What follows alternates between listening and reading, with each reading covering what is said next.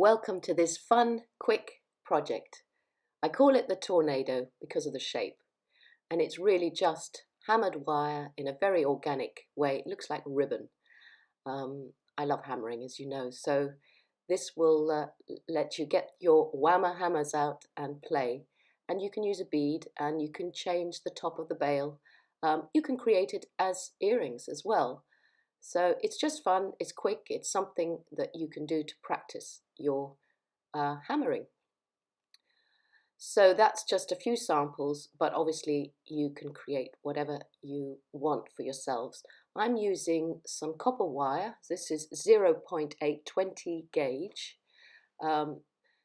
That's really probably the best gauge to use for something like this. So cut a good arm's length, and then get your steel block and your Whammer hammer, and you want the planishing side, and don't hammer the very end.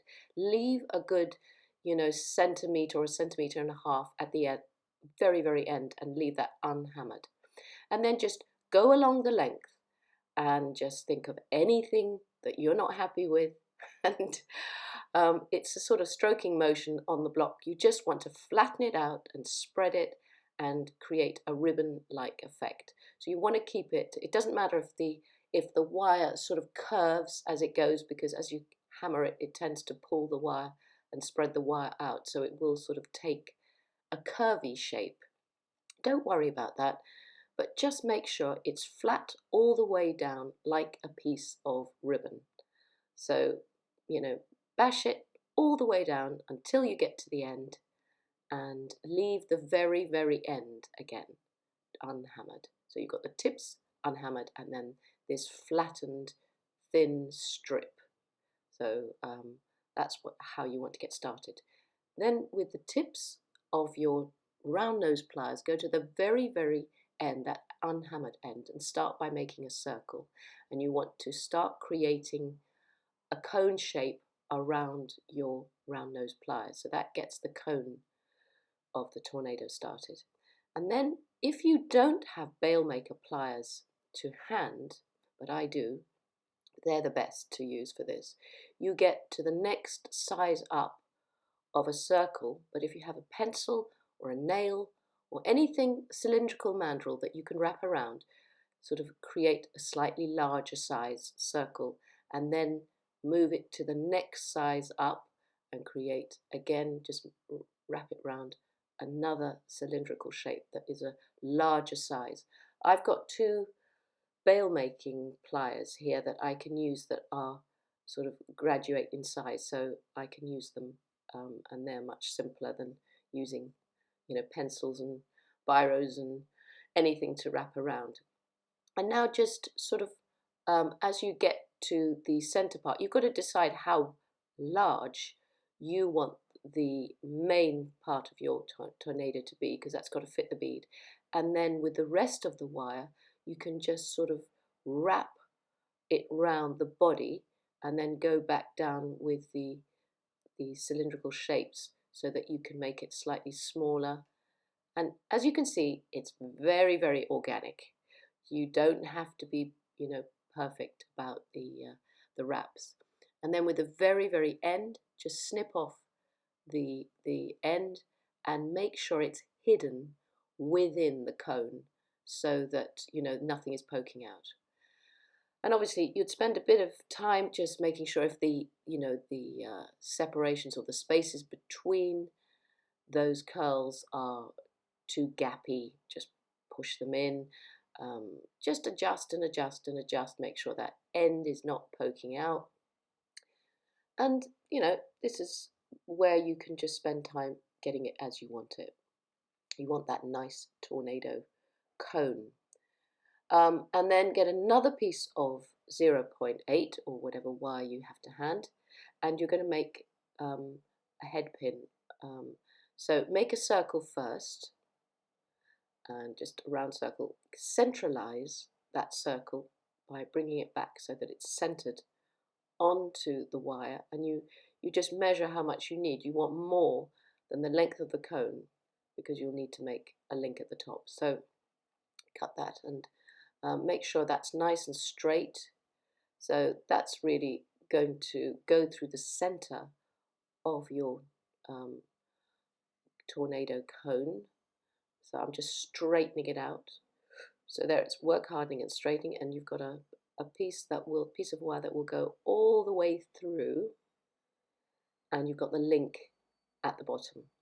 And now you can feed on any beads down the middle, but I just put on one bead that's going to really be the stopper bead at the top. So push the wires around it a little bit so that it doesn't sit too far up. It depends on the size of your beads. Some beads might just fall right in. And then get your round nose pliers, because what you're going to do is make a wrapped loop at the very top of that bead. So create a circle, and then you're going to wrap the rest of that wire just underneath the circle, just under the stem, and that will create the wrapped loop. So wrap it round, and then you'll just get rid of any excess wire. And then that bead cannot go anywhere. So these little tornado pieces also are good for end caps when you want to hide lots of, small beads and bring them all into one. So you can make these, they're quite organic.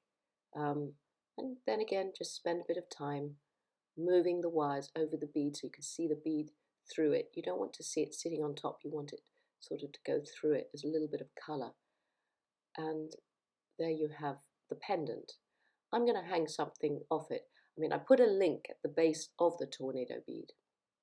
So I'm just going to make a jump ring now and hang a little, it's a shell bead at the base. But equally, you could just make a little spiral so that you don't have anything dangling at the end of your pendant.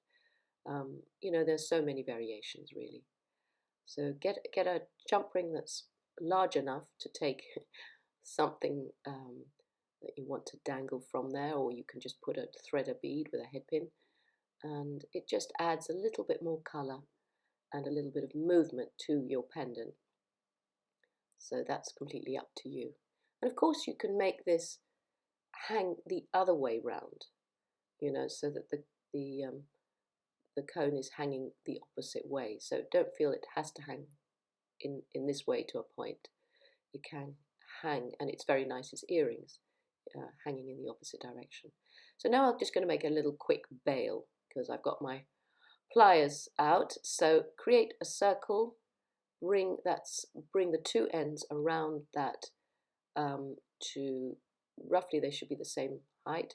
I'm just going to hammer that sort of central bit just to work harden it now.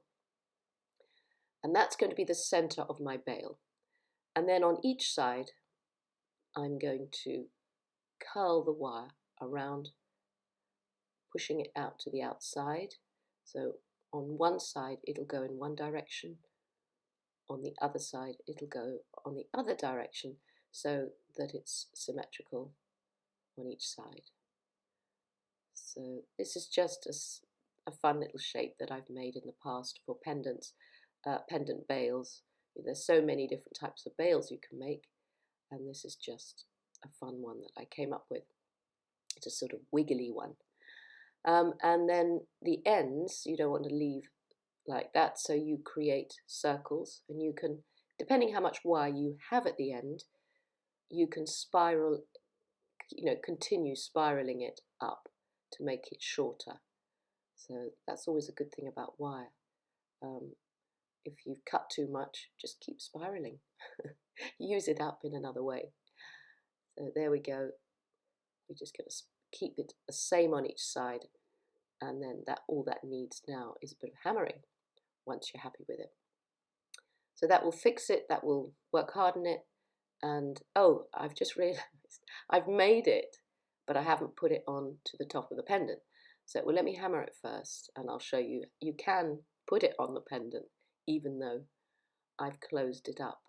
So if you do this, because I've done it a few times myself and it doesn't fit over the end, just unravel that side circle and then feed the top of your pendant, your wrap loop, over the wiggly bits, and then just close it up again. So that's the great thing about, nothing's fixed or soldered. You can actually still move it around. And actually it benefits from being moved around because it's work hardening it, all that little bit of manipulation. So there we have the fun sort of little pendant bail bit, and you can see here how I've attached it. I put jump rings and then put it onto the chain or cord or whatever you want to use. It just adds another little decorative piece.